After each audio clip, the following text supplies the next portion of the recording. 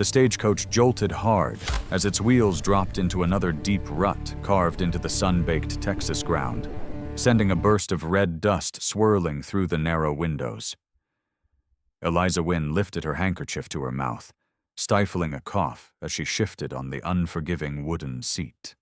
The summer of 1868 had been merciless, turning the prairie into a vast iron oven that scorched man and beast alike. She observed the other passengers from beneath lowered lashes, a habit learned through years of watching without being noticed. Opposite her sat Noah Pike, thin and pale, his fingers worrying the cracked leather of a Bible as sweat traced lines down his temples despite the early hour. Beside him, Eleanor Whitlock sat rigidly upright, her black mourning dress immaculate, her chin raised as if daring the frontier to strip her of dignity. In the corner, appearing half asleep but alert beneath the disguise, sat Jack O'Rourke. The old cavalryman's scarred hands rested near his knees, close to the army colt hidden beneath his dust-coated coat. His weathered face bore the history of hard campaigns, and his half-lidded eyes missed nothing. "How much farther to Fort Concho?" Eleanor asked, her clipped Boston accent cutting through the rhythmic groan of the coach. 2 days, ma'am, if the weather holds," the driver called down. "And if the Apache allow it," Noah Pike murmured, tightening his grip on the Bible. "They won't dare attack a stagecoach," Eleanor said sharply. "There are women aboard." Jack O'Rourke's eyes opened fully, cold and flint-hard. "Apache don't care much for our ideas of decency," he said. "Plenty of men thought otherwise." Eliza said nothing. Her reason for heading toward Fort Concho weighed heavier than any spoken fear. Her brother Caleb Wynne had been missing for 3 months, lost during what the Army called a routine patrol near the Llano River. The official report claimed he'd been killed in an Apache raid, yet no body had ever been recovered. Survivors spoke quietly of warriors who sometimes spared young soldiers, especially those who fought with uncommon courage. Eliza shifted, aware of the small leather journal hidden within the folds of her dress. Inside were Apache phrases copied with care, learned in secrecy from Henry Caldwell, an aging scholar who had lived among the tribes before settling in San Antonio. When she'd asked him to teach her, he had studied her with a gaze sharp enough to strip away every lie. "The Apache tongue is more than sound," Caldwell had warned. "It carries spirit and history.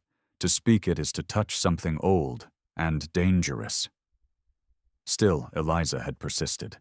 She knew, with a certainty that settled deep in her bones, that Caleb was alive. The coach lurched again. Eleanor's carpetbag slipped from the rack, and Eliza reached to steady it, noticing the tremor in the woman's hands. "Is this your first journey west?" Eliza asked softly. Eleanor hesitated. "I'm going to my husband's brother," she whispered. "He owns a ranch near the fort. I have nowhere else." Eliza understood. War had left too many women stranded between grief and survival. She was about to speak again when Jack O'Rourke stiffened, his hand drifting toward his weapon. "Driver's slowing," he muttered. Outside, the land had shifted. Open prairie gave way to broken ridges dotted with mesquite and prickly pear, perfect ground for an ambush. A chill crawled up Eliza's spine, an instinct older than reason. Before anyone could speak, the driver shouted, "Apache! Down!" The world shattered. Hooves thundered, war cries tore through the air, and arrows slammed into the coach's wooden sides like enraged hornets. Eleanor screamed, collapsing to the floor. Noah Pike's prayers spilled out in panicked fragments.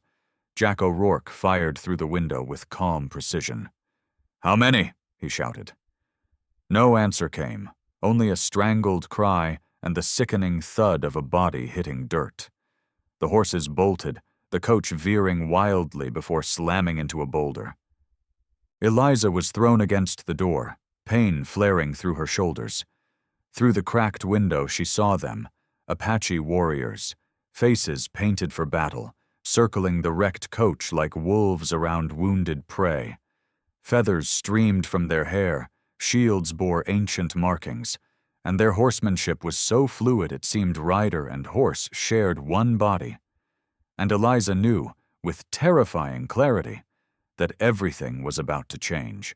An arrow tore through the thin wooden panel, burying itself inches from Eliza Wynn's face.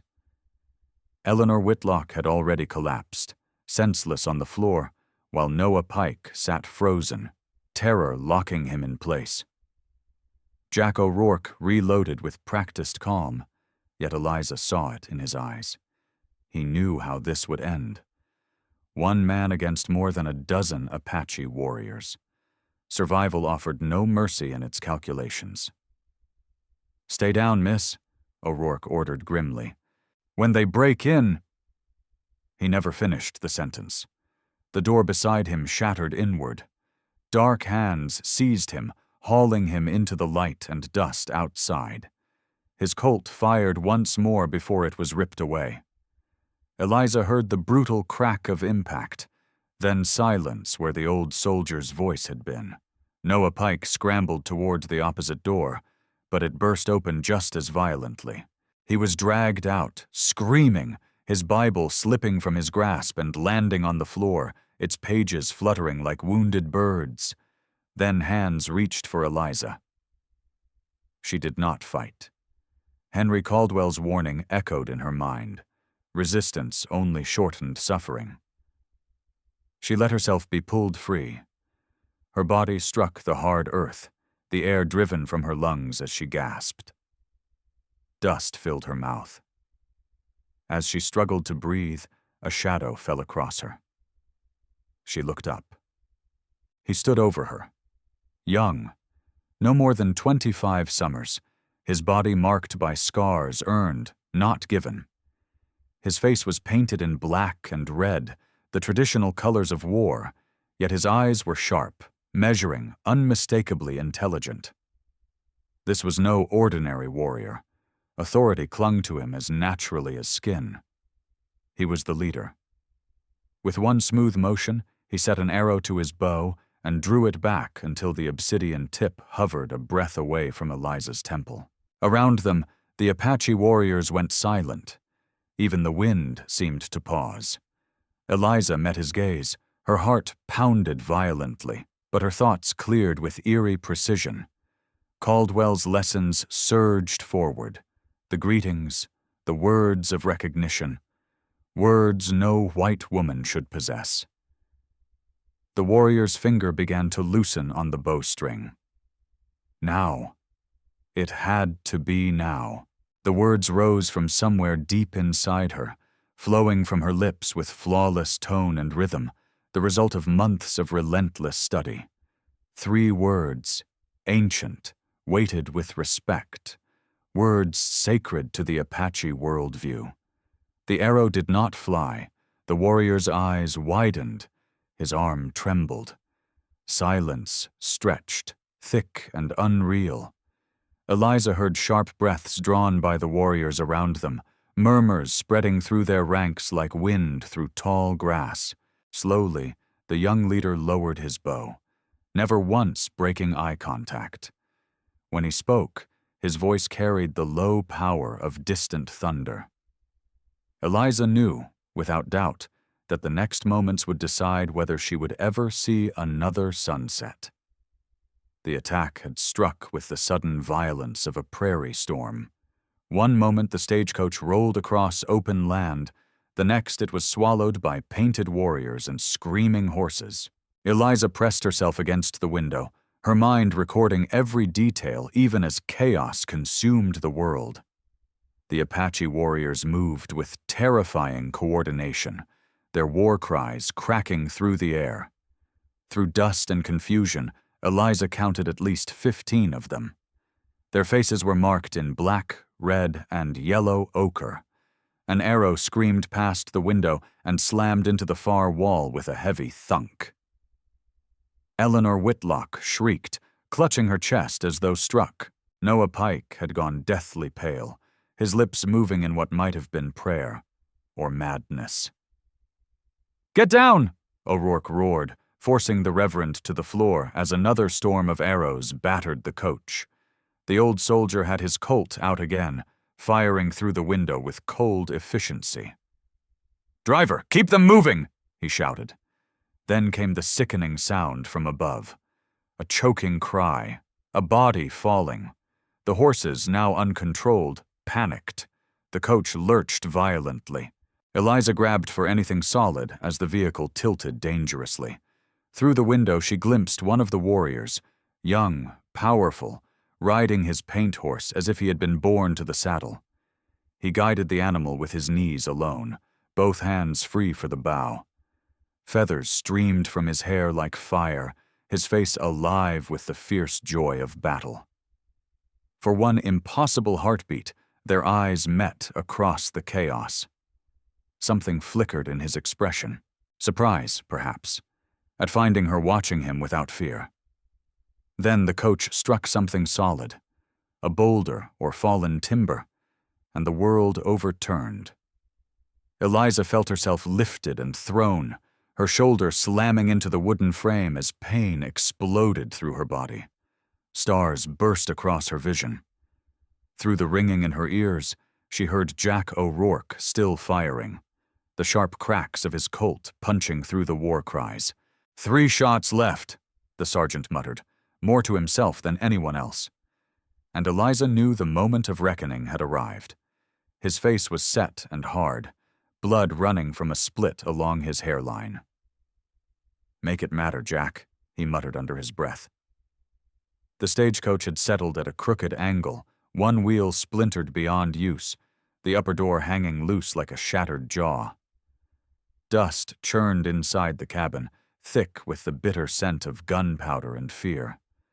Eleanor Whitlock lay collapsed in the corner, unconscious or fainted. Eliza could not tell which. Noah Pike crouched beside her, clutching his Bible with hands bleached white by panic. Outside, the war cries shifted. No longer wild, they grew deliberate, measured. Closing in. "Miss Wynne," Jack O'Rourke said quietly, never taking his eyes from the window. "When they come, and they will, don't fight. You hear me? Don't give them a reason." Eliza nodded, her throat locked tight. The small journal hidden against her ribs felt suddenly useless.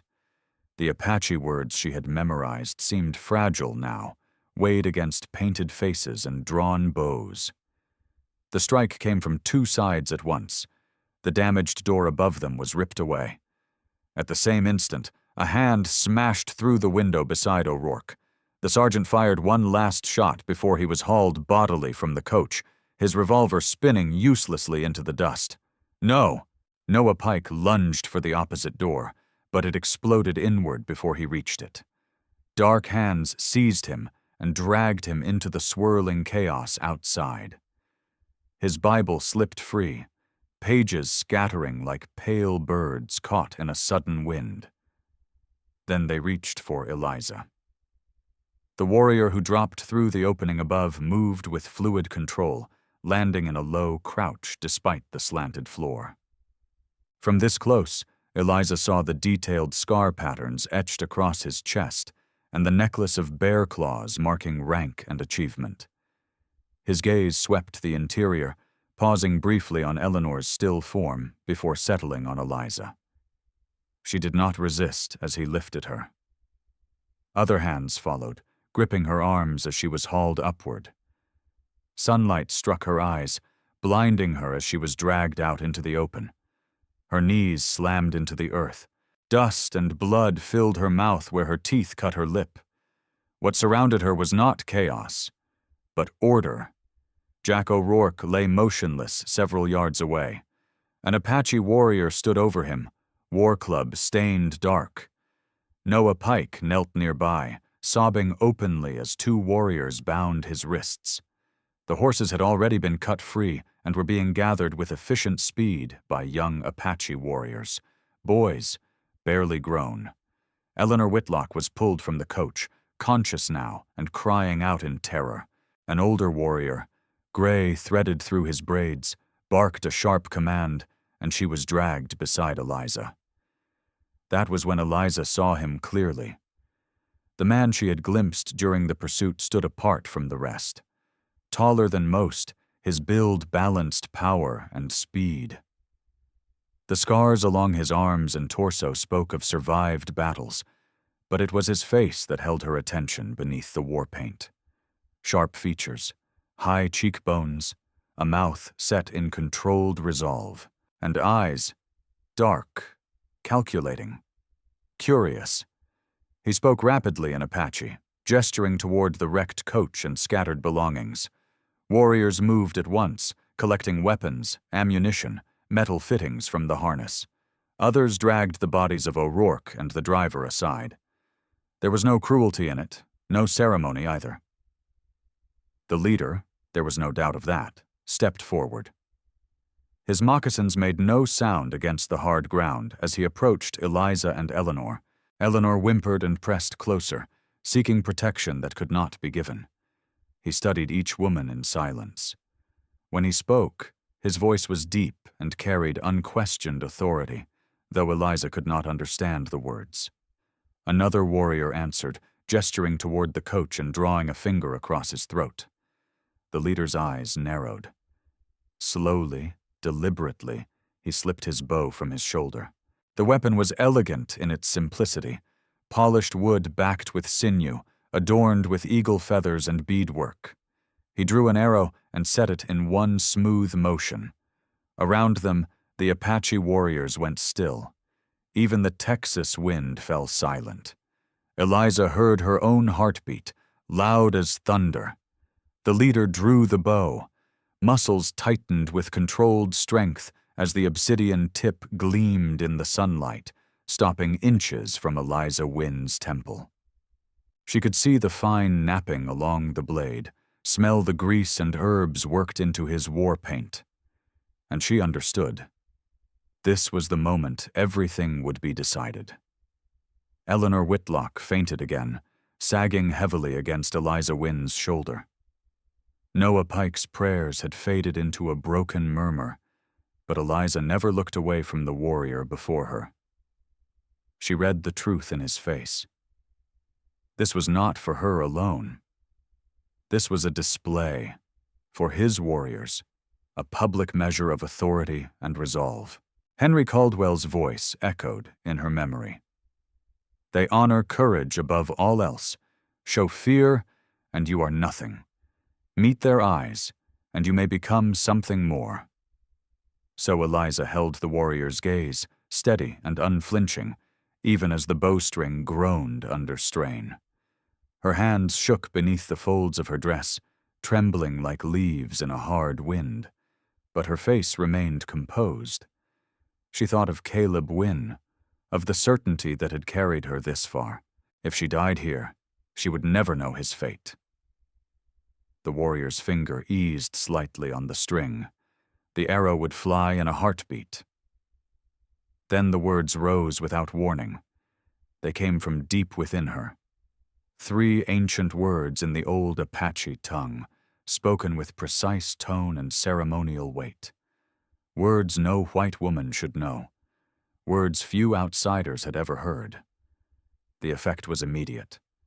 The bow wavered. The warrior's eyes widened. Around them, sharp breaths were drawn, as other Apache warriors began speaking rapidly, their voices cutting through the stillness. The man before her stood frozen, the arrow still set but no longer aimed at her head. When he finally lowered the bow, his movements were slow, almost unreal. He stared at her as if she had transformed from a captive into something else entirely, an enigma shaped by impossible knowledge.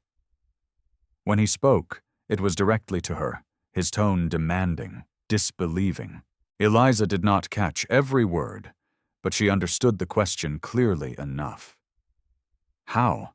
How did she know those words? Before she could answer, another warrior stepped forward, the older one with streaks of gray in his braids. He spoke urgently to the leader, gesturing toward Eliza, and then toward the distant horizon. Whatever he said mattered. The younger man's expression shifted from shock to contemplation, then hardened into decision. Orders were given swiftly. The captives were pulled to their feet. Noah Pike still weeping, Eleanor barely conscious. When warriors moved to bind Eliza's hands, the leader lifted one hand. They stopped. He studied her for a long moment, then spoke a single word she understood. Walk. As they prepared to move, Eliza heard her own words repeated among the warriors. She saw glances cast her way, some wary, some unsettled, all uncertain. Whatever those 3 words had carried, they had changed everything. The sun climbed higher, promising another merciless day of heat.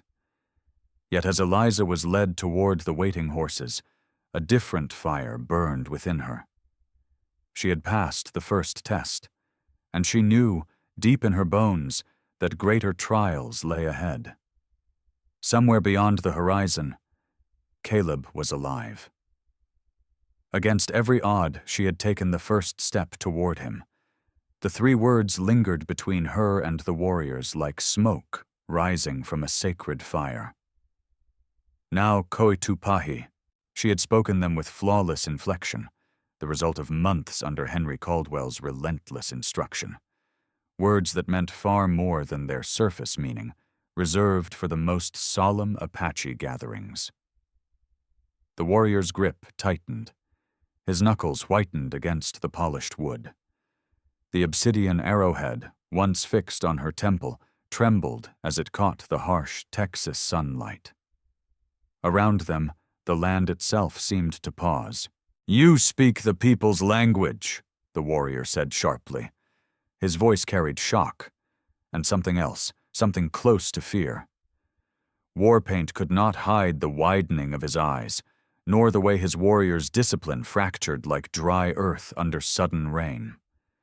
Voices rose as others pressed closer, their discussion rapid and tense.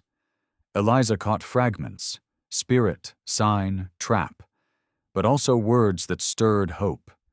Sacred, protected. Eleanor moaned softly but did not wake. Noah Pike had fallen silent, staring at Eliza as if she had grown wings. The gray-haired warrior pushed forward. Up close, Eliza saw the marks of rank on his buffalo hide shirt, the eagle feathers signifying honor and survival. His weathered face bore the map of years endured, his eyes holding a depth earned only by those who lived when others did not. "Nico," he said sharply to the younger warrior, who still held his bow half lowered. Then, turning to Eliza in rough English, he asked, "You speak old words, sacred words. Where did you learn them?" Eliza's thoughts raced. Caldwell had warned her of this moment, the narrow line between revealing enough to live and revealing too much. Too much knowledge would mark her a threat. Too little would make her words sound hollow. She answered carefully, switching back to Apache, her pronunciation deliberate, respectful. "From one who walked among your people," she said. "One who learned the proper ways before the white man's sickness took him." Silence followed. And in that silence, Eliza Wynne knew the path ahead had truly begun. It was not entirely untrue. Henry Caldwell had indeed lived among the Apache for 3 years. He had endured their rites of passage, shared their daily labor, and earned a name that meant one who watches with both eyes, a nod to his habit of recording what he learned while fully taking part in their lives. The illness that finally drove him back east had been brought on by drink, not spirits, but Eliza saw no reason to explain that difference. Nico, for that was clearly the young leader's name, lowered his bow at last. He studied Eliza Wynne with the sharp focus of a hawk measuring distance, yet something had shifted in his expression. Curiosity lingered there now, and perhaps a trace of respect. "Why does a white woman learn the people's words?" he asked in Apache, his tone formal, deliberate. "Why does she speak the greeting of the sacred lodge?" This was the moment everything turned. Eliza straightened, ignoring the pain flaring through her shoulder from the crash. She met his eyes and drew on every lesson Caldwell had pressed into her memory. "I seek my brother," she said, choosing each word with care. "The one with hair like dried grass. The one who fought bravely at the river where the pecan trees grow. The one your people call—" She paused, as if searching for meaning. "The young eagle who learns to fly." The reaction was immediate. Several Apache warriors exchanged quick looks. The gray-haired elder, whom she heard others address as Taza, stepped forward, his expression sharpening. "You speak of the yellow-haired one taken 3 moons ago," Taza said. His English was stronger than he had first revealed. "The one who killed 2 warriors before he fell." Eliza's heart surged, but she kept her face steady. "He is my blood. I come for truth," she continued, "whether he walks the spirit trail or still breathes beneath the Father's sun." Nico and Taza held each other's gaze for a long moment, a full conversation passing without words. Around them, the warriors began to argue. Eliza caught enough to understand the divide. Some demanded her death, calling her knowledge dangerous. Others saw meaning in her words, a sign, perhaps sent by the spirits themselves. A younger warrior, scarred but hot-tempered, spoke angrily. "She is a witch. She steals our language to weaken us. Kill her now, before she brings a curse upon this raid." An older warrior countered sharply. The words were spoken true. No outsider could speak them so unless the spirits guided her tongue. To kill her may anger the old ones. Noah Pike, silent until now, finally found his voice. "Eliza," he cried, "what are you saying to them? What devil's language is this?" She did not look at him. Her focus remained on Nico and Taza. Everything rested on the next breath. Nico raised his hand. The arguing ceased at once. When he spoke again, his voice carried the weight of command, proof that he was more than a mere raid leader. "This woman knows what should not be known. She speaks of the young eagle who learns to fly. This matter belongs to the Apache elders, not to us beneath open sky." He turned his gaze fully on Eliza. "You will come with us. If you speak truth, the council will hear you. And if you speak lies—" He let the sentence die unfinished. Taza gestured toward Eleanor Whitlock and Noah Pike. "And the others?" Nico's face hardened.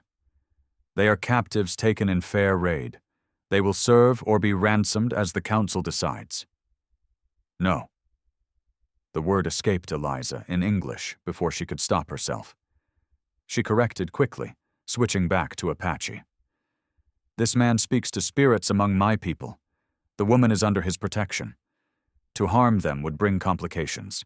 It was a desperate gamble, leaning hard on Apache respect for spiritual matters. Nico's eyes narrowed.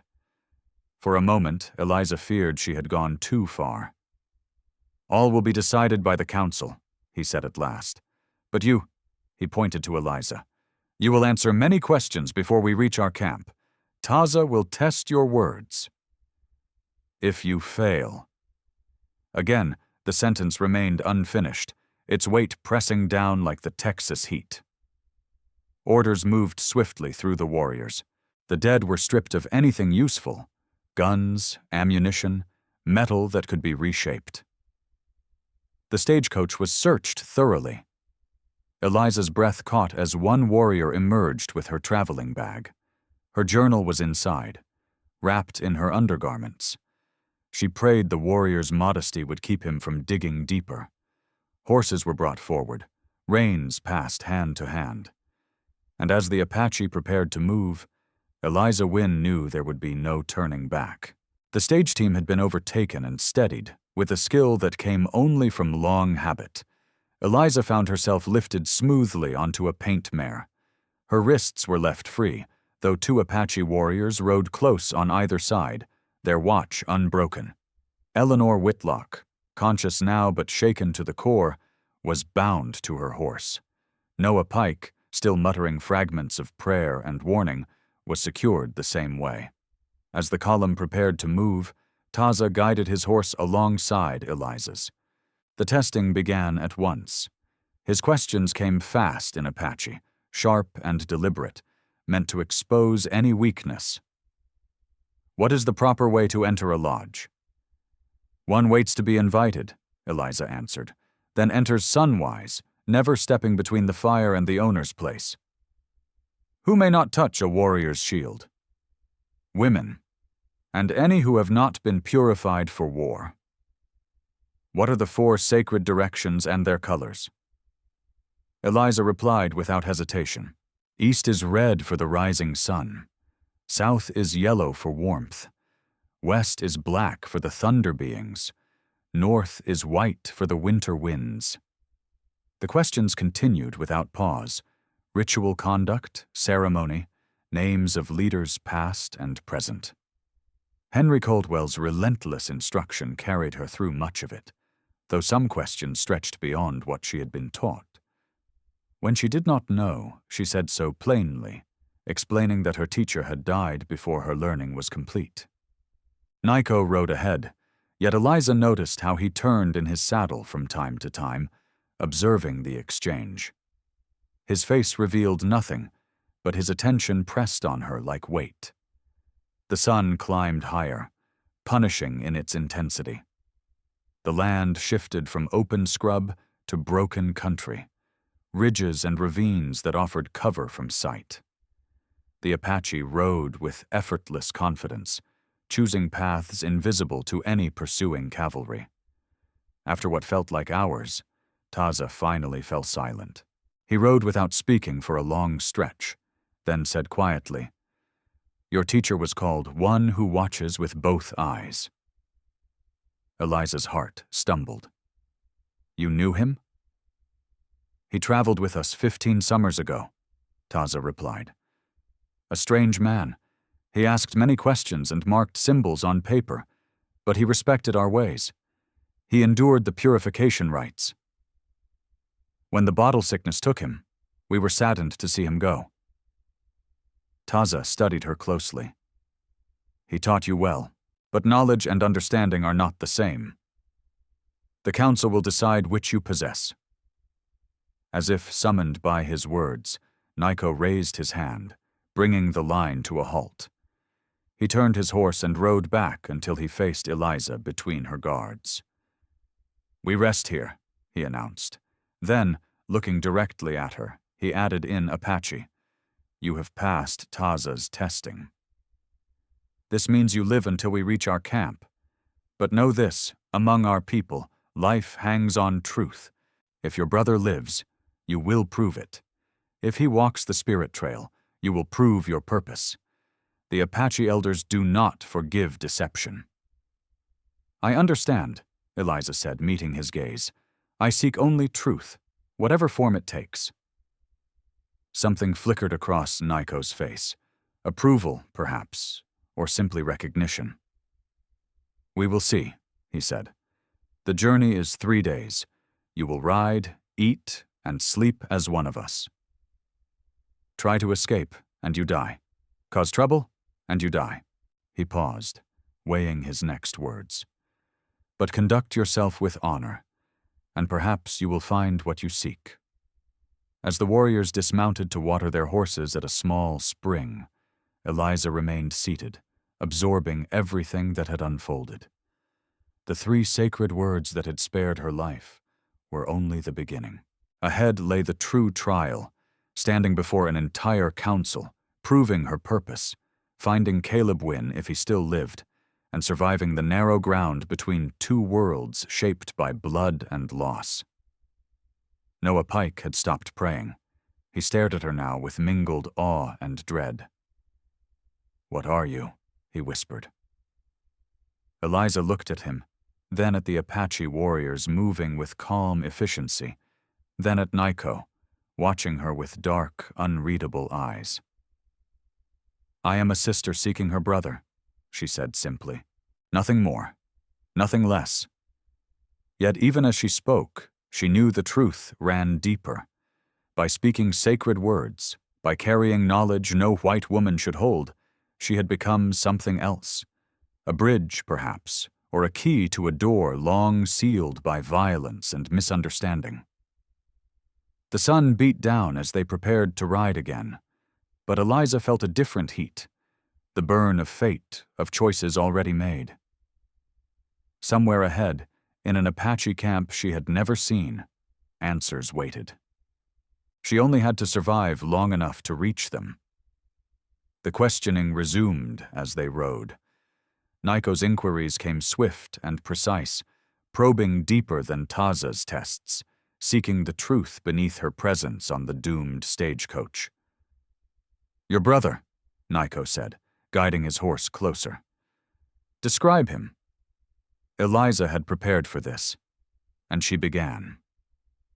"Caleb Wynne," Eliza said steadily. 23 summers, hair the color of wheat just before harvest. She lifted her hand and touched her left eyebrow. "A scar here, from falling out of our father's barn. Green eyes, like our mother's. Tall, though not as tall as you." Nico listened without interruption, his horse moving with effortless grace over the broken ground, guided more by knees than reins. "Many soldiers have yellow hair and green eyes," he said at last. "What makes you believe the one we took is your brother?" "The survivors," Eliza answered carefully. "Private Morrison and Corporal Davies. They told me of a young soldier who fought with unusual fury, who cried out a woman's name as he fell. Elizabeth," she added softly. "My full name." It was not entirely truth, but not a lie either. Morrison had mentioned a name shouted in the chaos, blurred by distance and gunfire. Still, Eliza had known. The certainty had lived in her bones, the same certainty that had driven her to Henry Caldwell, to learn the language of her brother's captors. Taza rode up on her other side. "The Apache elders will ask harder questions than these," he warned. "Why should they believe a white woman? Why should they care about your loss when your people have taken so much from us?" "I don't ask them to care about my loss," Eliza said. "I ask only for truth. If my brother lives and wishes to remain among your people, I will accept that. If he walks the spirit trail, I will accept that too." She drew a slow breath. "I want only to know how he died, so I may carry those words back to my mother's grave." "And if he lives," Nico said sharply, "but we choose not to tell you?" Eliza met his gaze without flinching. "Then I will have tried and failed with honor. That is better than never trying at all." Something shifted in Nico's expression, a brief flicker that might have been approval. Before he could speak, a young warrior rode up fast, speaking urgently. Eliza caught the words for dust and riders. The pace changed instantly. Nico barked orders, and the band veered sharply, slipping into a narrow canyon Eliza had not even noticed. Casual movement vanished, replaced by disciplined urgency. "A cavalry patrol," Taza said quietly. "Your people are already searching for you." Eliza's stomach tightened. If the cavalry found them, any chance of learning Caleb's fate would end in blood. "How many?" she asked. Nico heard her. "Does it matter?" His hand drifted toward his knife. "Do you hope for rescue?" "No," Eliza said firmly. "I came to find my brother. Rescue would end that search." She paused. "And it would likely end in deaths on both sides that serve no purpose." The canyon narrowed, red stone walls rising like curtains. The Apache guided their horses into a side ravine, barely wide enough for single file. They dismounted, hands quick and practiced, calming the animals. Eleanor Whitlock, barely conscious from heat and shock, was lowered gently to the ground. Noah Pike, sunburned and shaking, looked close to collapse. They waited in tense silence, Soon Eliza heard it, the distant thunder of shod hooves, the metallic clink of military tack. Voices followed, American voices, her people, as Nico had said. Hope flared in Noah Pike's eyes. He drew breath to shout. Nico's knife touched his throat. "One word," Nico whispered in English, "and it will be your last." The cavalry passed within 50 yards, their movement echoing off canyon walls. Eliza counted at least 20 riders, pushing hard along the main trail. The sound faded quickly, but the Apache did not move for a long quarter-hour. When they finally emerged, Nico studied Eliza with renewed interest. "You could have signaled them," he said. "A scream, a flash of metal in the sun. Why didn't you?" "I told you," Eliza replied. "I came to find my brother. The cavalry cannot help me do that." "Or," Taza added, "you knew we would kill you before they could respond." "Perhaps," Eliza said evenly, "but that is not why I stayed silent." They resumed their journey, and something had changed. Suspicion softened into curiosity.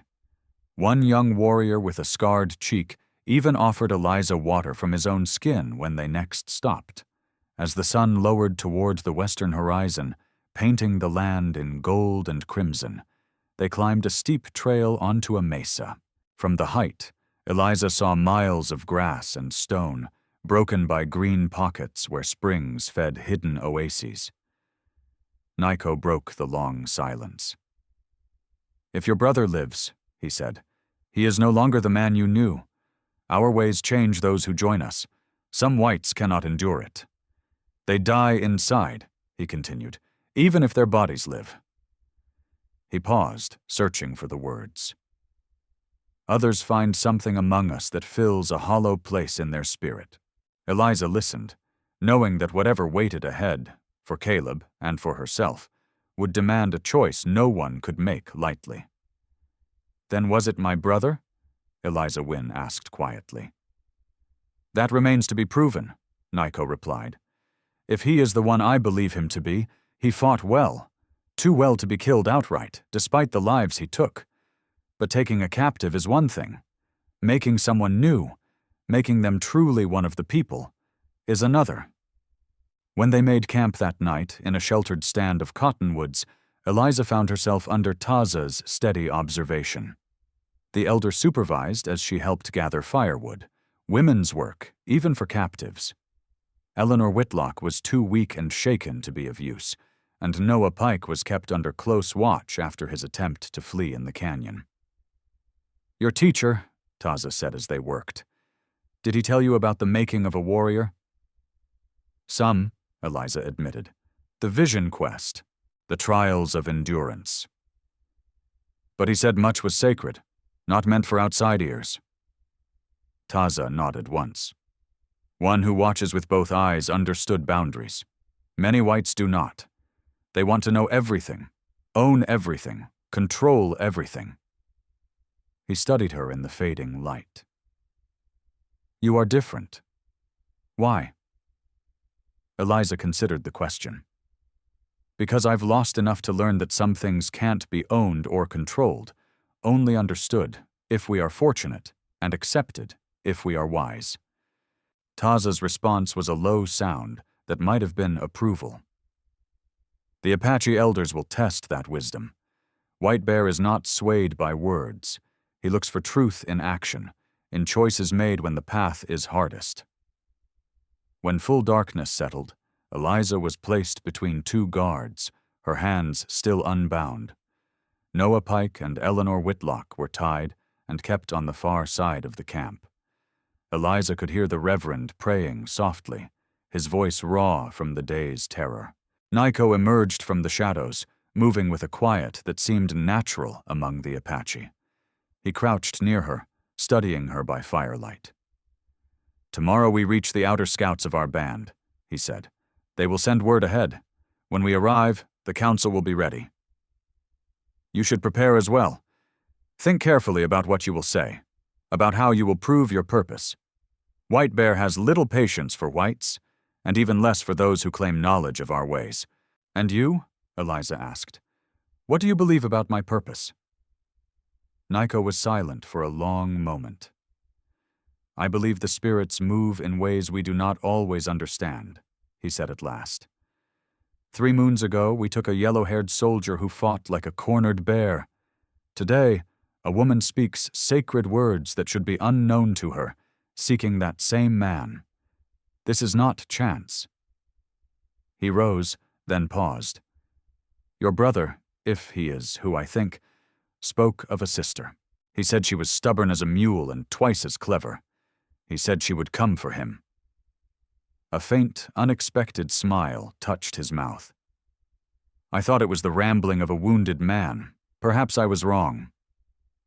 He vanished back into the darkness, leaving Eliza's heart pounding with equal parts hope and fear. Caleb had spoken of her. He had believed she would come. Now she only had to prove worthy of that faith.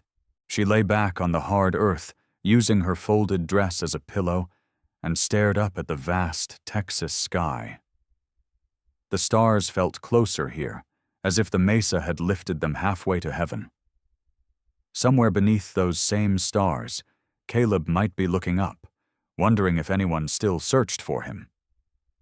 "I'm coming, little brother," she whispered. "Hold on a little longer."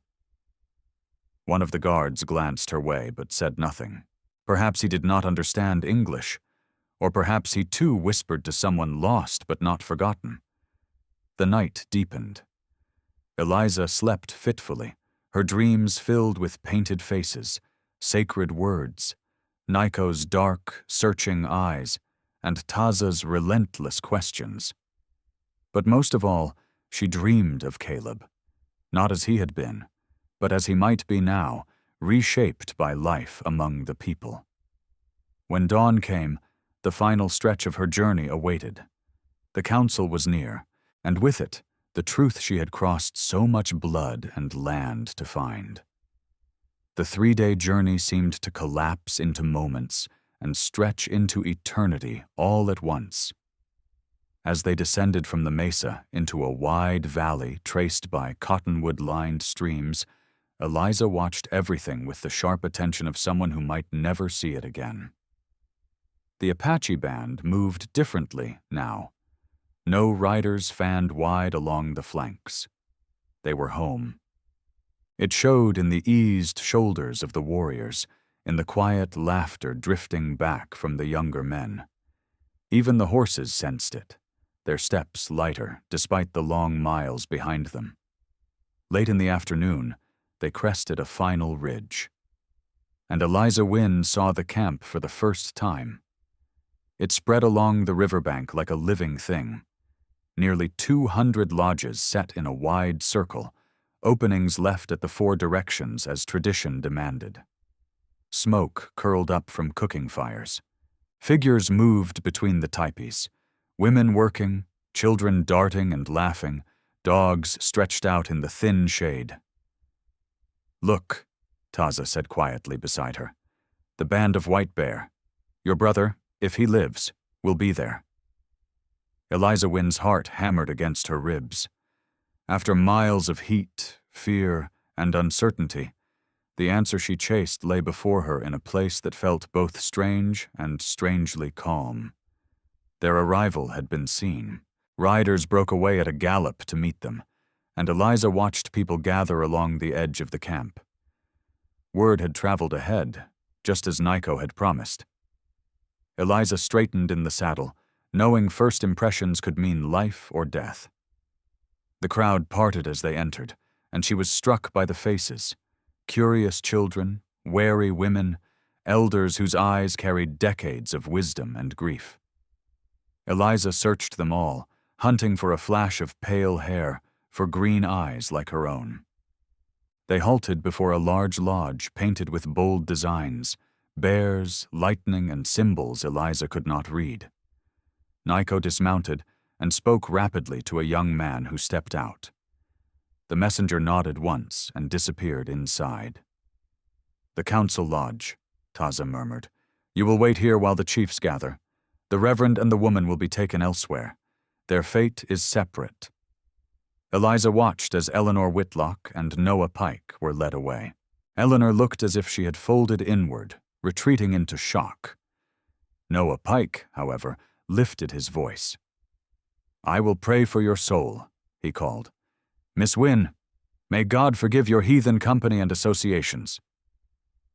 A few younger Apache warriors laughed under their breath, but Eliza kept her face still. She had larger fears than a preacher's judgment. Time dragged as the sun sank. More people arrived, drawn by the rumor of a white woman who spoke sacred words. Eliza stayed mounted, spine straight despite exhaustion, meeting every stare with calm dignity. Henry Caldwell had taught her that fear, shown openly, would shrink her in their eyes. At last the lodge flap opened, and the messenger reappeared. Nico stepped forward. "The council will see you," he said. "Leave your boots at the entrance and follow me." He lowered his voice, hard and exact. "Speak only when spoken to. Show respect, but do not beg. The council despises arrogance, and it despises weakness." Eliza slid down from the saddle, legs stiff from the long ride. She removed her boots as ordered, feeling warm, packed earth beneath her feet. She took one steady breath and followed Nico into the lodge. Inside was larger than she expected. A small fire burned at the center despite the day's heat. 5 men sat around it, each holding authority in a different way. But Eliza's attention locked on the figure directly across from the entrance. White Bear. He looked to be 60 summers, his iron-gray hair braided long and decorated with silver coins. His face was cut with deep lines, marks of years that held both sorrow and laughter. Yet it was his eyes that caught her. Dark, penetrating, as if they could see through flesh and bone into the spirit beneath. To his right sat Taza, already in place. The other council members included a massive warrior with ritual scars across his chest, a thin elder whose bent back did nothing to dull his alertness, and a middle-aged chief whose elaborate headdress spoke of earned standing. Nico guided Eliza to a spot near the entrance, then sat to White Bear's left. Silence stretched, broken only by the soft pop of burning wood. Finally, White Bear spoke, his voice deep and measured. "So, you are the white woman who speaks words she should not know." It was not a question, yet Eliza understood she must answer. "I am Eliza Wynne," she said evenly. "I speak words taught to me by a man who earned the right to share them." The thin elder leaned forward. "One who watches with both eyes has been gone many summers. Why did he teach you our language? What purpose did he see?" "He saw a woman who would not accept lies about her brother's fate," Eliza replied. "He saw someone willing to learn truth instead of hiding behind comfortable falsehoods." White Bear's gaze did not soften. "And what truth do you seek?" "I seek Caleb Wynne," Eliza said, careful and clear. "Taken 3 moons ago at the river where the pecan trees grow. The soldiers claim he died. My heart says otherwise." The scarred warrior snorted. "Many die in battle. Why should this one be different?"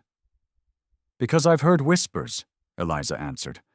"Whispers of a yellow-haired warrior who fought too fiercely to be wasted in death.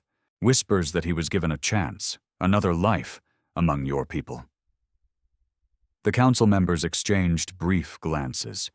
White Bear's face remained unreadable, yet something subtle stirred behind his eyes. "Suppose we know of such a man," he said at last, his voice slow and deliberate. "Why should we reveal him to you? What claim does blood hold when a person chooses a new path?" This was the moment that mattered. Eliza drew on everything Henry Caldwell had taught her, about Apache belief, about the balance between family bonds and individual choice. "I make no claim over his choice," she said steadily. "If my brother has found a true place among the people, I would not pull him back into a world that no longer fits him." She lifted her chin. But I am his only living kin. Our parents are dead, taken by men who wanted our land. Before that happened, we made a promise. Always to know the other's fate, always to carry the truth. I seek only to keep that promise. Fine words, the thin elder said, but words are wind. What have you sacrificed for this truth? What price have you paid? Eliza thought of the months spent learning the language, the danger of the journey, the risks she had taken. But she sensed they wanted something deeper. I have paid with certainty, she said at last. I can never again believe the simple stories my people tell about yours. I have paid with innocence. I have seen cruelty and kindness where I was taught to see only savagery, and I will pay more, whatever the council demands, to know my brother's fate. Silence settled again. Then White Bear lifted his hand. A figure stepped into the lodge from the shadows at the back. Eliza's breath caught. The young man before her was Apache in every visible way. Buckskin leggings, breechcloth, skin darkened by sun, long hair adorned with feathers. Yet the shape of his face struck her like a blow. When he raised his eyes to meet hers, they were the same green she saw in her own reflection. "Caleb," she whispered. The man showed no sign of recognition. His gaze remained calm, distant. When he spoke, it was in flawless Apache. "I am called Nietzsche," he said. "I know no other name." The words hit Eliza like fists, but she forced herself to stand still.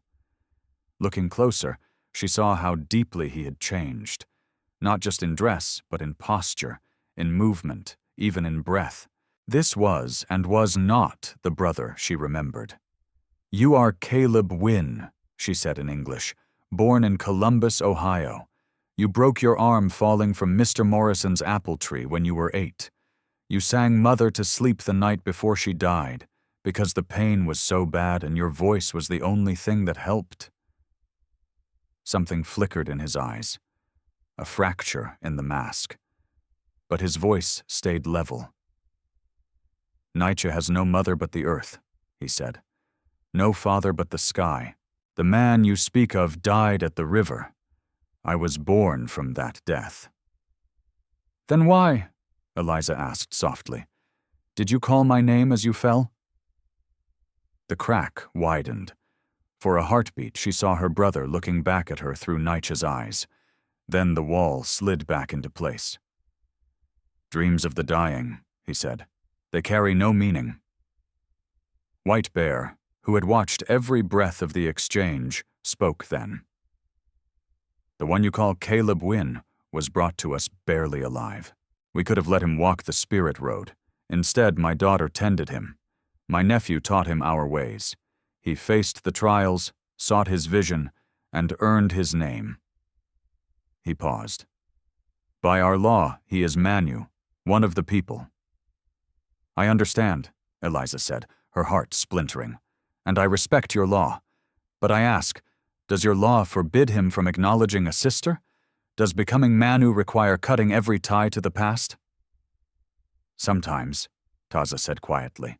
"The white world and ours do not mix easily. To live fully in one often means death in the other." "Yet here I stand," Eliza replied, "speaking your language, honoring your ways, not seeking to reclaim, only to understand. Is there truly no bridge between worlds?" The council members turned to White Bear. He studied Eliza, then Nietzsche. "You have both spoken," he said at last. "Now I will speak. The woman has shown courage and respect. She has learned what few whites care to learn, and Nietzsche has also shown courage." The council had heard enough. Choosing a new path after the old one had ended was no small matter, and it demanded reflection. White Bear lifted his hand. The lodge fell silent. Nico rose at the signal. "You will be given a lodge for the night," White Bear said. "Food and water will be brought. Tomorrow the council will speak its decision." As Eliza was led away, she turned once more. For a heartbeat, her eyes met her brother's. In that instant, she saw it. Confusion, pain, longing, fear, all tangled together. Then Nietzsche turned his face away. Dusk wrapped the camp as Eliza stepped outside. The lodge given to her was small but orderly, lined with soft buffalo robes, a clay water jar set near the entrance. An elderly woman brought her food, pemmican and wild onions, simple, nourishing, and unexpectedly comforting after days of trail rations. When night settled, Eliza sat in the doorway, watching the camp ease into its evening rhythm.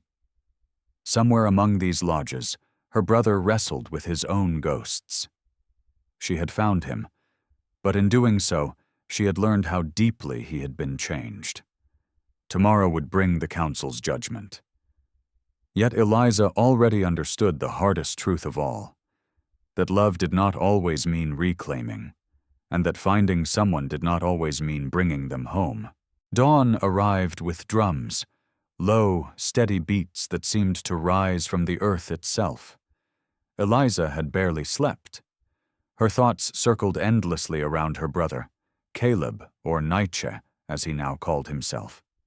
The change in him went far beyond clothing or language. Something essential had shifted within his spirit. Nico appeared at her lodge as the eastern sky burned red with sunrise. "The council has decided," he said. "You will face 3 trials to prove your sincerity and worth. Only then will they decide what truth you may carry back to your world." Eliza stood, smoothing her travel-worn dress. "What trials?" "Tests of spirit, mind, and heart," Nico replied. "Some are as old as our people. Others," he paused, studying her, "are chosen for you alone." As they walked through the waking camp, Eliza sensed the change. Yesterday's looks had held suspicion and curiosity. Today there was something else. Measured respect. She was no longer seen as merely a captive.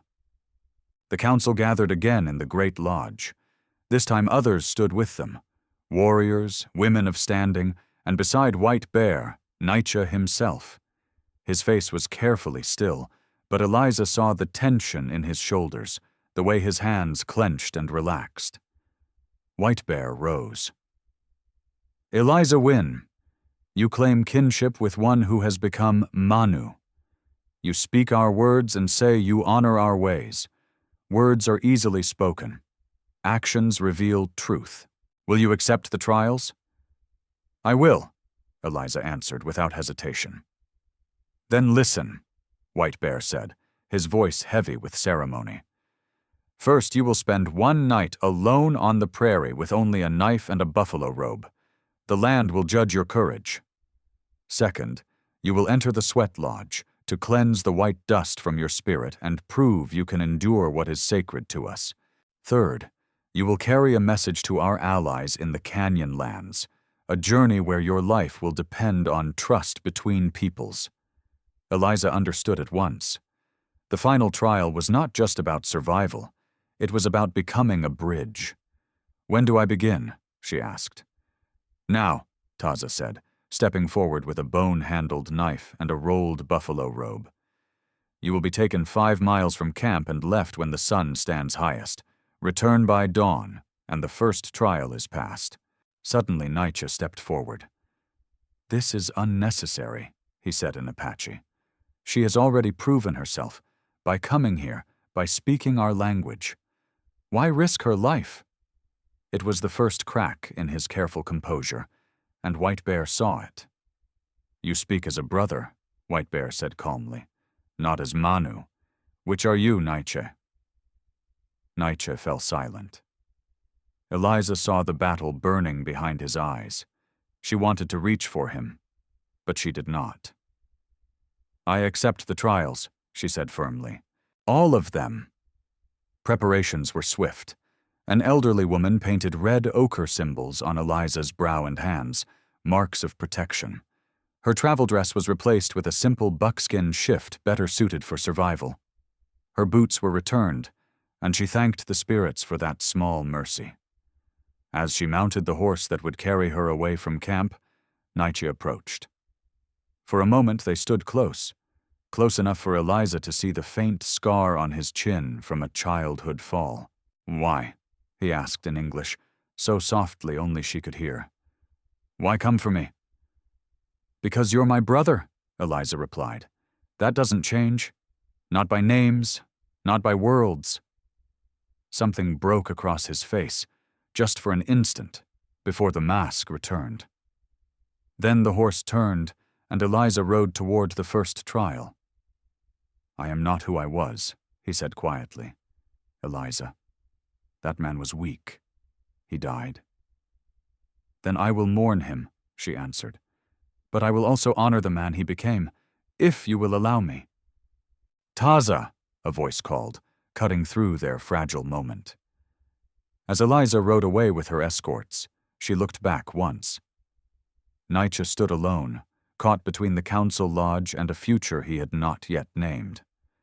The ride felt both endless and fleeting. The warriors led her to a barren stretch of prairie. No shelter, only distant mesas and scattered prickly pear. The sun blazed overhead, a white-hot hammer. Heat shimmered along the horizon. "That way," one warrior said, pointing north. "The camp lies there. Find it by dawn, or be lost." He handed her the knife and the buffalo robe. "May the spirits guide you, white woman who speaks truth." Then they were gone, hooves thundering dust into the air until even the sound disappeared. Eliza stood alone in the vastness, suddenly aware of how small she was. Shelter came first. Using the knife, she cut prickly pear pads, scraping away the spines to reach the damp flesh. The juice was bitter, but it would stave off thirst. Henry Caldwell's lessons echoed in her mind. Survival begins with water. As the afternoon dragged on, she rigged a crude lean-to with the buffalo robe and dead wood pulled from a dry wash. The labor was hard, and she silently thanked her father for insisting she learn real work back on their Ohio farm. "A lady should know more than how to pour tea," he had said. If only he could see her now. The sun dipped lower, washing the land in gold and purple. Eliza found more prickly pear and a handful of mesquite pods, edible if unpleasant. She knew the true test would come with night. At twilight, the prairie changed its voice. Coyotes yipped in the distance. Small creatures rustled unseen. Wind whispered through the grass. Eliza coaxed a fire to life using a bow drill, relief flooding her when the ember finally caught. Darkness deepened, and visitors came. First a kit fox, watching from beyond the firelight. Then the eerie green shine of eyes, wolves or coyotes, moving in a loose circle. She fed the fire steadily, knowing flame was her best shield. Yet the hardest struggle rose from within. The last days crashed over her. The ambush, the fear, the blood, like memories from another life. And Caleb, Nietzsche, the brother she had found but not reclaimed. Near midnight, exhaustion dragged her down. She slept in fragments, waking whenever the fire waned. In her half-dreams, Caleb laughed as he used to, teasing her seriousness, promising letters from his cavalry post. Then he stood as Nietzsche, changed, distant, saying the boy she knew was gone. A sound snapped her awake. Footsteps, human, measured. She gripped the knife, heart pounding. A figure stepped into the firelight. For a wild instant she thought it was her brother. Then she saw Nico. "You're not supposed to be here," she said. "I am not," he replied with a faint smile. "You are dreaming. Or perhaps the spirit sent a vision. Who can say?" He sat cross-legged across the fire. "Tell me, White woman who speaks our words. What have you learned in the dark? Eliza thought carefully. That being alone is not the same as being lonely. That fear can sharpen the mind or cloud it, depending on how you face it. That survival is as much spirit as flesh. And your brother? The question cut deep. That love does not mean possession, that sometimes someone must die to be reborn, that I can grieve who he was and still respect who he has become. Nico nodded once. You begin to understand. But understanding and acceptance walk different trails. He stood. When the sun rises, you must find your way back. But the harder path is finding your way forward, no matter what the council decides. Why are you helping me? Eliza asked. Am I? His eyes revealed nothing. Or am I only a dream, telling you what you already know? He faded into the darkness. Eliza fed the fire and watched the stars turn overhead, marking time with quiet indifference as the night slowly released its hold. Somewhere in the darkness, a screech owl cried, its call sharp and lonely, like a soul searching for its way home. As the eastern sky began to pale, Eliza Wynne readied herself for the journey back. She had survived the night. That alone did not complete the trial. Finding the camp again, without markers or guidance, would test everything Henry Caldwell had ever taught her about reading land and sky. She studied the rising sun, fixing its position in her mind. The warriors had pointed north, but the ride had twisted and turned. Knowledge would help, but instinct would have to finish the work. She wrapped the buffalo robe tight around her shoulders, checked the knife at her waist, and began to walk.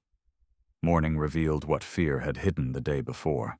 A peculiar stack of stones, game trails crossing at shallow angles, grass bent by steady winds. Piece by piece, like assembling a map from scattered scraps, the land began to speak. By full morning, she saw it, the faint ribbon of smoke rising against the sky. Her legs throbbed. Her mouth was dry despite the prickly pear she had chewed through the night.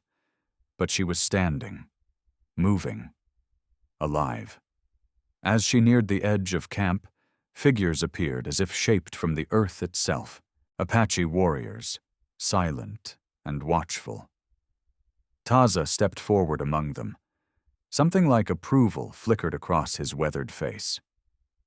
The first trial is complete, he said. You endured the night and found your way back. He gestured toward the lodges. Rest. The sweat lodge awaits you at sunset. As Eliza was guided away, she passed Naicha. He stood with several younger warriors, his posture easy, his expression guarded. Yet his eyes followed her. When their gazes met, Eliza saw something unfamiliar there. Not rejection, not anger, but a reluctant respect. Perhaps even the first fragile acceptance that the worlds he straddled were not as distant as he once believed. One trial finished. 2 remained. The sweat lodge would test her body. But the final trial, carrying a message through dangerous lands, would decide whether she could truly stand between 2 worlds. For now, she allowed herself rest. She sank onto the buffalo robes inside her lodge and let out a slow breath. She had faced the prairie alone and lived to greet the dawn. Whatever lay ahead, she was no longer the woman who had boarded a stagecoach in San Antonio. The land had measured her and found her worthy of continuing. As exhaustion pulled her under, one thought lingered. This was not an ending. It was a beginning. The sweat lodge crouched against the evening sky like a turtle's shell, its buffalo hide covering dark with moisture. Steam slipped from the entrance in pale ribbons, carrying the scent of sage and cedar. Eliza stood before it wearing only a simple wrap, her skin alive with nervous anticipation. This cleansing is not only for the body, Taza said, his voice heavy with ritual. It strips away falsehood. In heat and darkness, visions may come. Truth may speak. Are you ready? Eliza nodded, though her heart beat hard. She had read about the sweat lodge in Henry Caldwell's notes, but words could never prepare a person for this. 4 women emerged from nearby lodges, wives and daughters of council members, their faces marked with sacred paint. They would guide her through the women's ceremony, separate from but equal to the men's rites elsewhere in camp.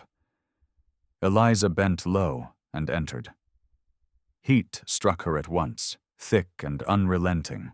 The lodge was black except for the dull glow of stones piled in a shallow pit. The women took their places in a circle, and Eliza was guided to sit facing east.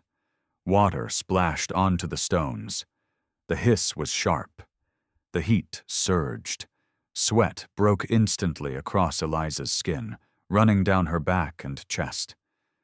The eldest woman began to sing, her voice slow, rising and falling in a rhythm older than memory. The others joined her. Eliza did not know the words, yet she felt their weight. Time lost its shape. The heat pressed down, turning every breath into effort. Her lungs burned. Her skin felt stretched too tight. Panic flickered at the edge of her mind. Then she remembered Caldwell's warning. Do not fight the heat. Become it. She closed her eyes and surrendered to the fire. Let it burn away everything that was not essential. More water struck the stones. More steam rolled through the lodge. The singing grew stronger, deeper, until Eliza Wynne felt her body sway with the rhythm. Her sight blurred, though in that absolute darkness there was nothing to see. She closed her eyes and surrendered. That was when the visions came. First, she saw her parents as they had been in life. Her father's gentle hands guiding hers over a book, teaching her to read by lamplight. Her mother standing firm, eyes blazing, when neighbors spoke against their abolitionist beliefs. They looked at Eliza now and smiled, nodding as if in quiet approval, before fading like mist at sunrise. Then she saw Caleb. Not as the soldier, not as Nietzsche. She saw him as a boy, laughing as they splashed in the creek behind their Ohio farm. Then older, jaw set with resolve as he enlisted after their parents' deaths. I have to do something that matters, Eliza, he had said. I can't stay here pretending the world isn't changing. The vision shifted. She stood at the river where the pecan trees grew, watching the battle unfold. Soldiers trapped and terrified. Apache warriors defending land that had been shrinking year by year. For the first time, she saw it from both sides. The fear, the desperation, the fury born of loss. She saw Caleb fall, an arrow buried in his shoulder. She saw Nico standing over him, war club raised. But the blow never came. Something in Caleb's eyes, defiance mixed with acceptance, courage in the face of death, stayed Nico's hand. The vision rippled and reformed.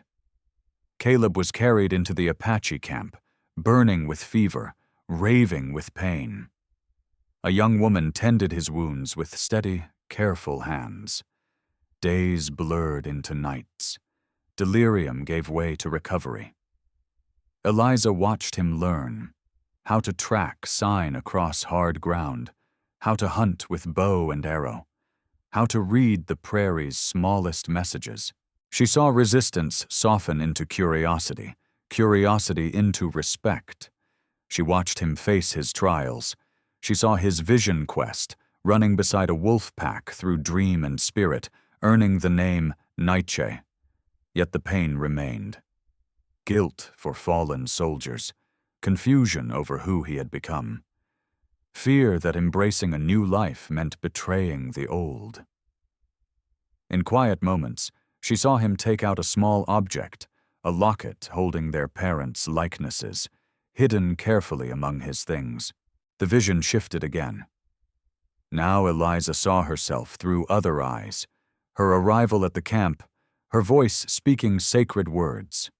The council divided, some demanding her death, others drawn to the mystery she represented.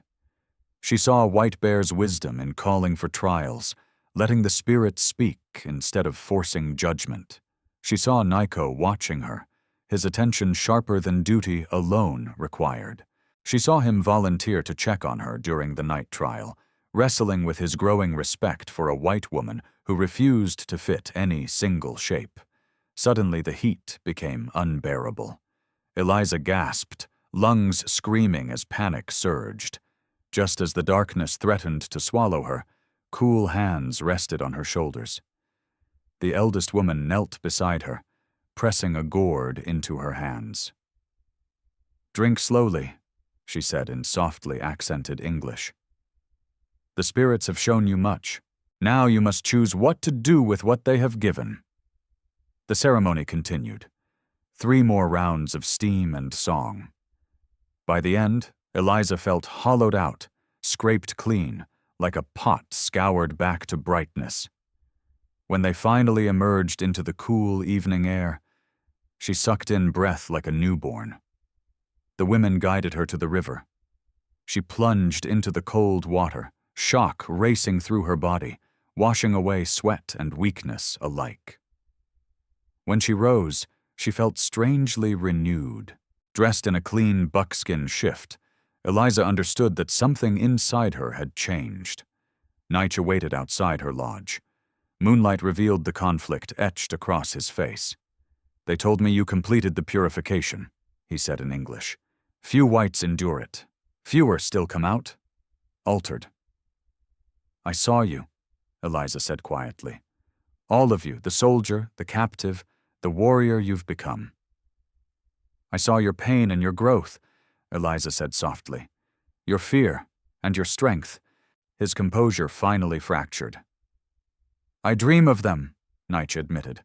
"Morrison, Davies, the others. They died while I lived. How do I carry that?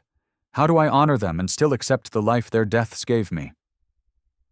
Eliza moved slowly, giving him time to pull away. He didn't. She took his hands in hers. "By living fully," she said. "By becoming the bridge this moment needs. By remembering that Caleb Wynne and Nietzsche are not enemies. They're both parts of who you are." He didn't withdraw from her touch. "The council will test you again tomorrow. The message run to the canyon bands. It's dangerous. Mexican soldiers have been raiding there. Not all the bands welcome whites, even those who speak our words. Will you help me prepare?" There was a long pause, then she nodded. "Yes." "Meet me at dawn by the horse herd. I'll teach you what you must know." He squeezed her hands once and let go. "You were right to come, Eliza. I needed someone from my old life to see who I've become, without judgment." As he walked away, tears traced Eliza's cheeks, the first she had allowed since this journey began. They were not tears of sorrow, but of release. The brother she had known was gone. In his place stood someone stronger, more layered, and fully alive.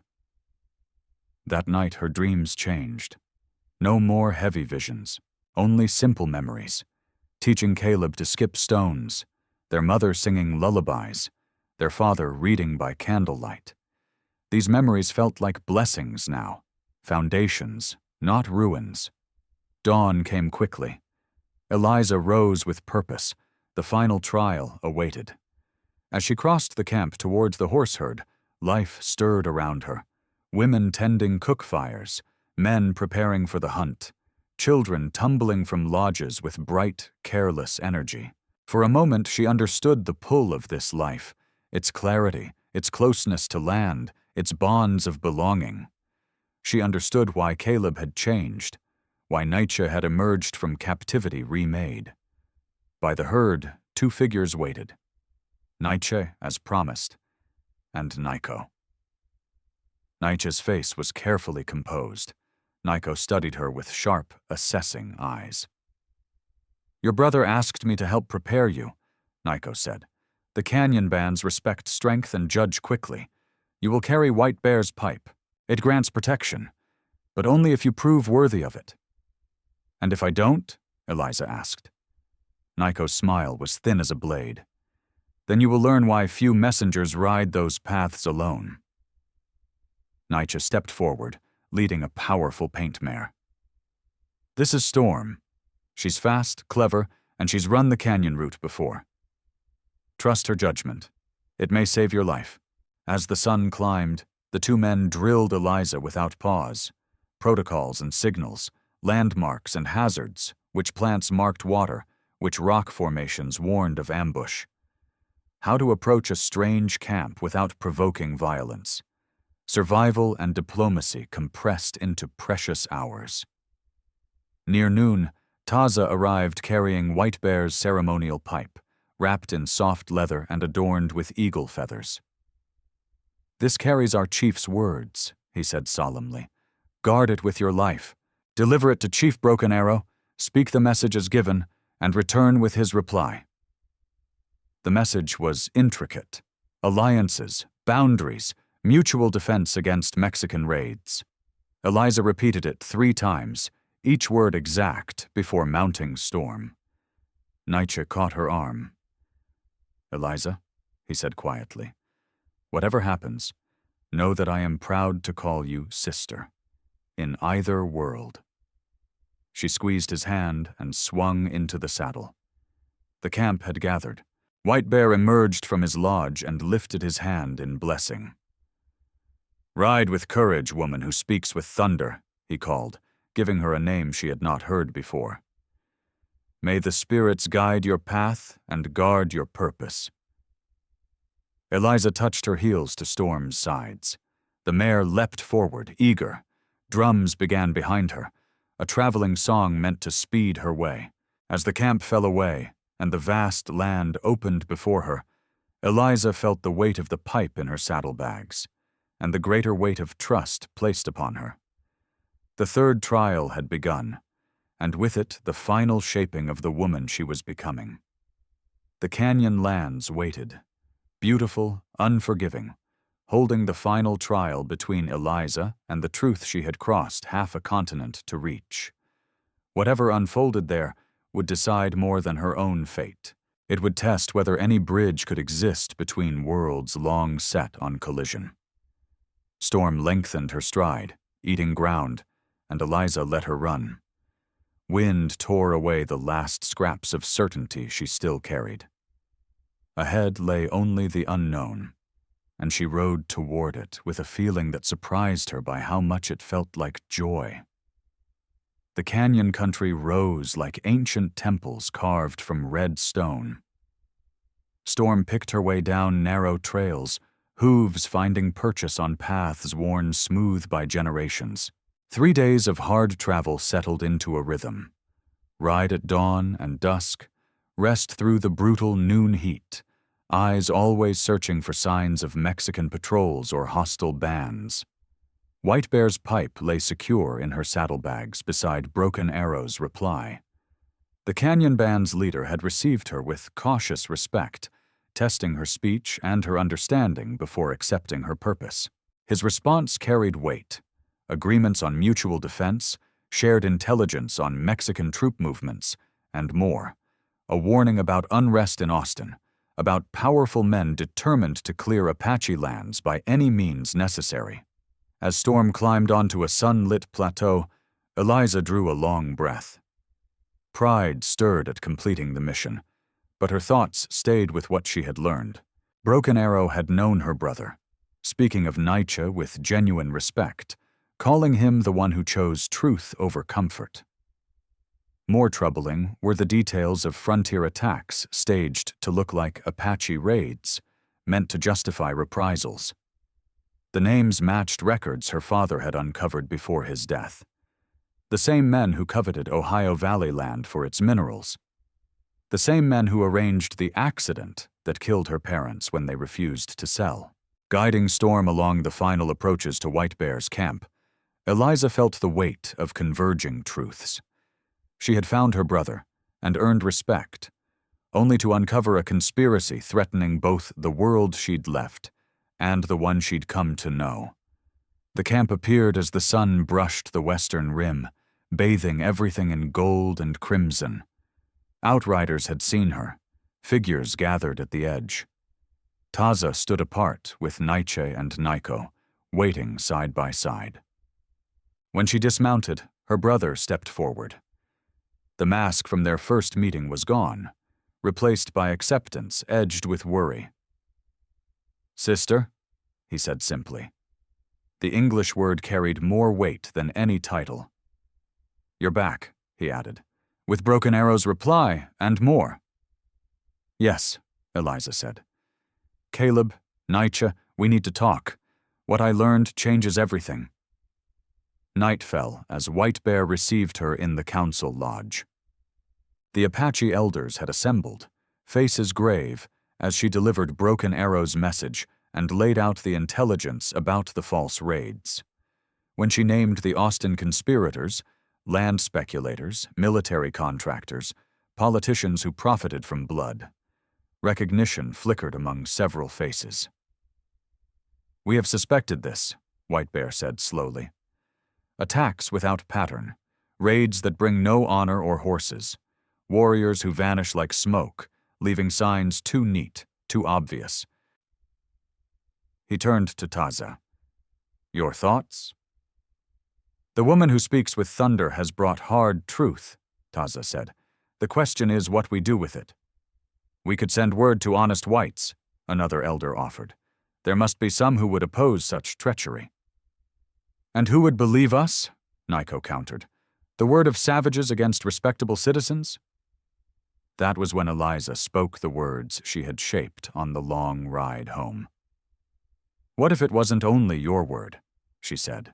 "What if someone who can move in both worlds gathered proof, documents, testimony, and carried it to Austin?" Understanding dawned in Nietzsche's eyes. "Eliza, no, it's too dangerous." "They killed our parents for threatening to expose them," she said evenly. "They'd kill me too." "Which is why you wouldn't go alone," she continued, meeting his gaze. "I would go with my brother, a man who understands both worlds, who can protect me in either, who has as much reason as I do to see justice done." Silence filled the lodge. The elders exchanged glances, years of leadership passing meaning without words. At last White Bear spoke. "You propose to walk a perilous path, woman who speaks with thunder, to be a bridge where there has mostly been war. Nietzsche would risk much by returning to the white world, even briefly." "I know," Nietzsche said quietly. "I've been thinking about it. Every hour she was gone. I've done little else." He paused, drawing a breath as if steadying two lives within one chest. "I am new," he said. "That will never change." Then his voice softened. "But I was also Caleb Wynne, and that part of me demands justice for our parents. Perhaps the spirits brought my sister here not to take me back, but to show me I can honor both halves of who I am." Taza leaned forward, eyes sharp. "If you choose this road, you walk it as one of the people. What you do will reflect on us all. Can you carry that weight?" "I can," Nietzsche said without hesitation. He turned to Eliza. "We will need a plan. Proof strong enough to stand in their courts, and allies among whites who value truth more than profit." "I know someone," Eliza said. "Judge Theodore Morrison in San Antonio. He was father's friend. He tried to help after they died, suspected foul play, but lacked proof." "With the right evidence," Nietzsche said, nodding. The council talked deep into the night. Strategies weighed, dangers named, chances measured. By dawn, a plan had taken shape. Risky, complicated, but possible. 2 weeks later, Eliza and Nietzsche reined their horses atop a ridge overlooking San Antonio. He wore white man's trousers and shirt, but with Apache moccasins. His hair remained long, bound back with a beaded band. The choice was deliberate, marking him as belonging to both worlds. "Ready?" Eliza asked. He touched the medicine bag at his chest, a gift from White Bear, holding sacred protections. "The last time I rode toward a white town, I was a soldier," he said. "Now I'm something else entirely." "You're my brother," Eliza replied simply, "and together we're going to expose the truth." They rode down into the valley, Storm and Nietzsche's war pony moving in perfect rhythm. Behind them, unseen, Nico and 5 Apache warriors shadowed their path, protection arranged by White Bear until the town's relative safety. Judge Morrison received them in his study after dark. His eyes widened as he recognized Eliza. Then, after a longer look, the man beside her. "Caleb," he breathed. "My God, the report said you were dead." "The boy Caleb Wynn did die," Nietzsche said carefully. "I was reborn as something else. Now I've returned to seek justice for the parents we lost." In the days that followed, they worked in quiet coordination. Eliza drew on her social ties, attending teas and gatherings where powerful men's wives spoke too freely. Nietzsche moved through the night as he had learned to do, unseen, lifting documents from offices and homes. The proof piled up. Forged military reports, ledgers showing payments to mercenaries, letters discussing the Indian problem and how staged attacks could justify removal. The most damning was a letter in Colonel Marcus Whitmore's own hand, detailing the murder of the troublesome Wynn couple and expressing satisfaction that their deaths had been blamed on fever. The work was dangerous. Twice, Nietzsche narrowly escaped discovery. Once, Eliza found herself cornered at a social gathering when Whitmore himself appeared, his cold gaze probing her face. Still they pressed on, driven by memory and by the threat hanging over Nietzsche's adopted people. At last, they had enough. Judge Morrison studied the evidence, then shook his head. This could hang them all, if presented properly, but they have powerful friends. We'll need federal intervention. Washington, perhaps. Then that's what we'll get, Eliza said. Their plan was bold in its simplicity. Using contacts from her father's abolitionist work, Eliza arranged for copies to be sent at once to federal marshals, to newspaper editors across several cities, to reform-minded politicians in Washington. Nietzsche ensured other sets reached honest officers within the frontier army. The scandal detonated fast and hard. Colonel Whitmore was arrested while trying to flee to Mexico. His partners collapsed like falling timbers, each scrambling for leniency by betraying the others. The false flag raids were laid bare, triggering a congressional inquiry into frontier policy. From Judge Morrison's office, Eliza and Nietzsche watched the headlines spread. The victory tasted sharp and sweet all at once. "It won't bring them back," Nietzsche said quietly. "No," Eliza agreed, "but it may spare others the same loss, and it proves justice can cross the line between worlds." When the danger eased, one last choice remained. Nietzsche could stay in San Antonio, reclaim the name Caleb Wynn, restore a life taken from him. The judge had already hinted his record could be cleared, his time with the people explained as survival, not desertion. Yet standing in the plaza at sunset, watching townsfolk drift through their evening rituals, Nietzsche shook his head. "This isn't my world anymore," he said. "I've seen too much, learned too much. My place is with the people, helping them face what's coming." "And you?" he asked. "You could return to Ohio. With the conspirators exposed, the land could be reclaimed. You could have the life our parents wanted." Eliza was silent for a long moment. Then she smiled, the answer steady in her eyes. "I've found a different purpose. There must be bridges between worlds, people who speak both languages and understand both ways. Henry Caldwell is gone, but his work doesn't have to be." "The people would welcome you," Nietzsche said carefully. White Bear spoke of a teaching lodge, a place where understanding could grow in both directions. You've earned your place there. They stood together as night settled over San Antonio, brother and sister reshaped by the road they'd traveled. Justice lay behind them, truth set free. Ahead stretched paths neither had imagined when the journey began.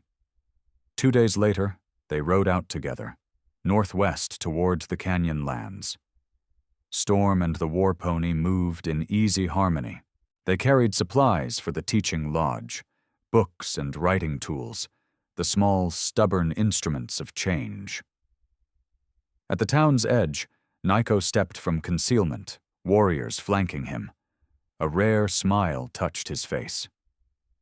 "So," he said to Eliza, "the woman who speaks with thunder returns and brings her brother home." "Home," Nietzsche repeated, testing the word. Then, firmer, "Yes, home." As the Texas horizon opened before them, Eliza felt the truth settle into her bones. She had set out to find her lost brother. She had found him and herself.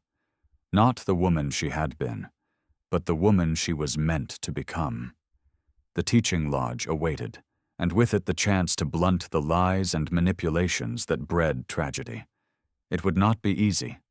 Some on both sides would always choose conflict over understanding. But riding between her brother and Nico, surrounded by allies, Eliza knew her work. The thunder that named her was not war's roar, but change, rolling across the prairie, reshaping what might be. And she would give it voice, speaking truth in many tongues, building understanding one word at a time. The sun sank behind them as they rode on, painting the sky with promise. Finally, let me send my deep thanks to you. Thank you for listening. If this story has touched your heart, I invite you to stay with us to discover more true tales of the Wild West, stories that honor resilience, tenderness, and the spirit that God placed in those who blazed the trail. Subscribe, share. Leave your thoughts in the comments and join us once again to journey across this untamed land. Thank you. Aviso Legal/Disclaimer. These stories are crafted purely for entertainment and may contain imaginative additions or dramatic interpretations inspired by old frontier eras. We use AI-based resources, voice, imagery, and drafting as part of our creative process. But every final detail is carefully reviewed and shaped by human effort to preserve emotional depth and authenticity. We strictly follow YouTube's rules regarding AI-generated content and refrain from deepfakes, altered identities, or misleading representations. All images, sounds, and related materials are lawfully obtained. Please do not reuse, modify, or distribute any portion of this content without written permission.